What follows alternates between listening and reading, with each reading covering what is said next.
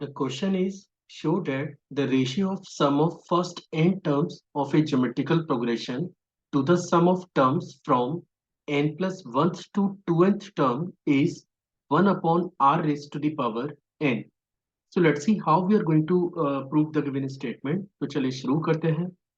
तो सबसे पहले आपको क्वेश्चन के पार्ट को एक बार समझना होगा कि ये क्वेश्चन है क्या। देखिए, आपको है ना टोटल 2n टर्म्स की एक जीपी के ऊपर वर्क करना है। और लेट आप एज्यूम कर लीजिए कि इस जीपी का जो फर्स्ट टर्म है वो आपके पास ए है, नेक्स्ट टर्म आपके पास ए आर है, उससे अगला टर्म आपके पास ए आर स्क्वायर है। और ये सीरीज आपको कंप्लीट करनी है। इसमें अगर आप nthवें टर्म की बात करेंगे तो ये आपके पास होगा a are raise to the power n minus one, उससे अगला टर्म होगा a are raise to the power n. और सेम पैटर्न को फॉलो करके जो लास्ट टर्म बनेगा वो होगा a are raise to the power two n minus one. तो जो पहला पॉइंट आपको यहाँ पे नोट करना है वो ये है कि ये टोटल 2n टर्म्स यहाँ पे मौजूद हैं। ठीक है।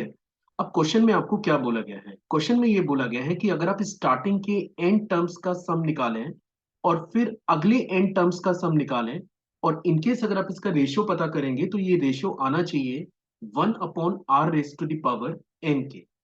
अब देखिए, अगर मैं यहाँ पे मैं एक बार फिर से ये बात रिपीट कर देता हूँ कि इस सीरीज का जो nthवां टर्म है वो ये है, ये सीरीज का nthवां टर्म है। और ये इस सीरीज का n प्लस वनथवां टर्म है। हाँ, अब क्योंकि सीरीज तो एंटायर पूरी एक ही है तो कॉमन रेशियो हमेशा आपका आर ही रहेगा, लेकिन हाँ, ये आपका nthवां टर्म है और ये आपका n प्लस वनथवां टर्म है।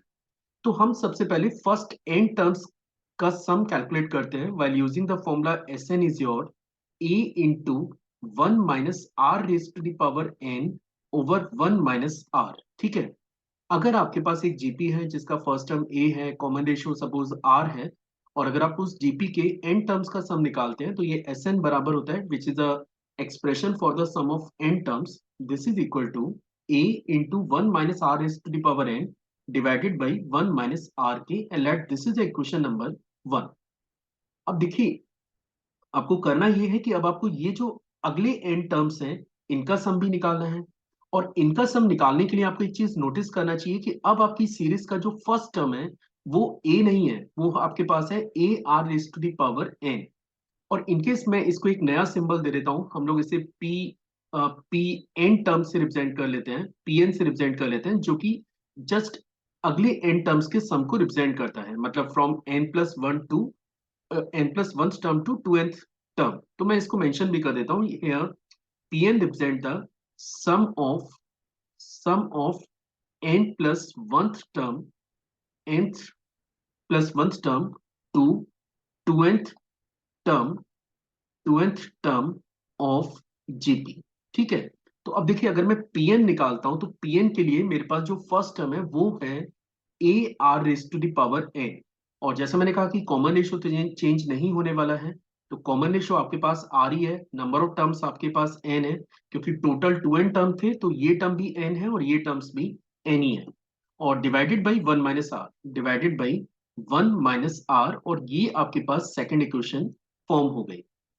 क्वेश्चन में आपको ये प्रूव करना है कि अगर इन केस अगर आप इन दो क्वांटिटीज का रेशियो निकालें तो ये one upon r raise to the power n के बराबर आना चाहिए। तो चलिए दोनों का रेशियो कैलकुलेट कर लेते हैं।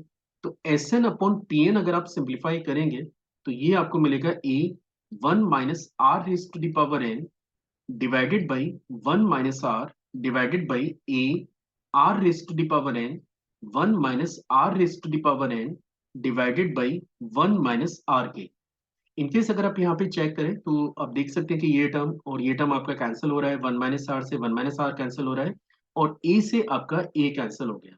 तो जो डाटा आपके पास लेफ्ट आउट है वो है one upon r raise to the power N.